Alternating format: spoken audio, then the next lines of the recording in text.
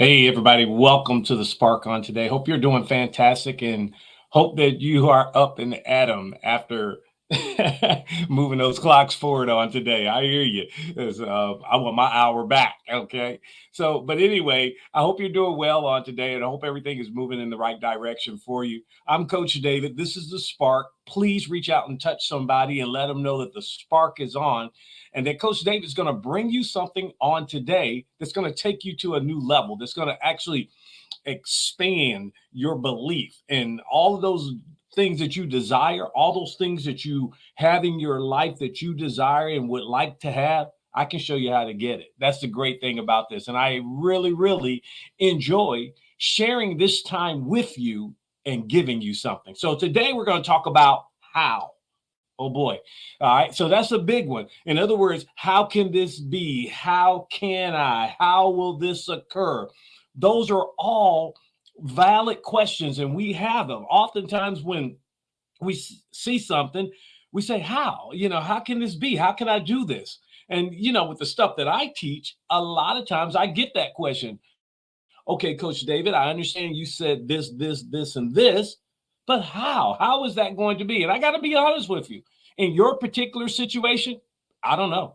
I don't know all the steps and all of that. I don't. And I'm honest enough to say I do not know.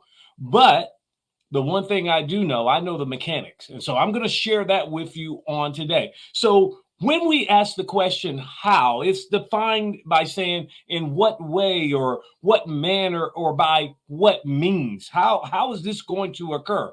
One of the greatest stories is written in the Bible. And the Virgin Mary, at the time that she was to conceive Jesus, an angel appeared to her. And the angel says, hey, you're going to bear a child. And I'm paraphrasing in my own words. You're going to bear a child. This child is going to be the Son of God. And the very question that Mary asked, she said, how? How can this be? I don't know a man. In other words, I haven't had a relationship with a man. How can this be? And the angel told her how it was going to be. So like I said, I can't tell you all of the steps in the process and everything, but I can tell you the mechanics. And that's what I want to share with you on today is the mechanics of it. Now, here's a key point that you want to take in. You may want to write this down so you can remember it over and over and over again, because every time you believe that you've received something, this becomes very important. Your acceptance of the end results wills the means. Say that again. Your acceptance of the end results wills the mean. I'm going to say it a different way. Your belief in the end results, in other words, that this is done, that this is complete, that I have this, of whatever you desire, makes the how occur. Did you get it? Okay. So let's talk about it real quickly. Now, when you accept that it is done, because remember, that's one of the things that I teach, and not only the Bible teaches, when you pray, believe you have received and you shall have it. So my question that always comes up is how? So in other words, are you telling me after I have that acceptance, do I just do nothing and sit back and just wait for the end results to show up? Not exactly. This is where the mechanics come in. And this is the part that I really want you to get on today. You are not looking for some outside power to do it for you. That's not what you're looking for. Because remember, you and God are one. God is inside of you. I love doing this. And I say, okay, where's heaven at? Where's the kingdom of heaven at? And most of the time people point in the sky, and that's just not true. If you will study, you'll find out the kingdom of heaven resides in you. So where's God at? God is in the kingdom of heaven. God is in you. You and God are one. The Bible says that. Now, what I understand about that, though, the end results, I'm not looking for some outside power, some outside some outside agency or entity or whatever it is to come in and do this for me. I understand this right here. That it comes from within. And I think I've proven that enough when I talk to you about, the earth was dark and God said, let there be light. And where was the light at? The light was on the inside of him. And we went through all of that. So you may have to go back and look at one of my previous teachings where I talked about that. But the truth of the matter, everything that you desire is already done. Knowing that it is done is so key to this. You have to know that it's done.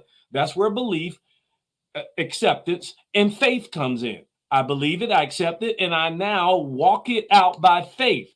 Okay? So knowing that it is done, all I do is go about living as though it is so. It's already done. So whatever I desire, the end results, I know it's done. So now I just go about my life as though it's done.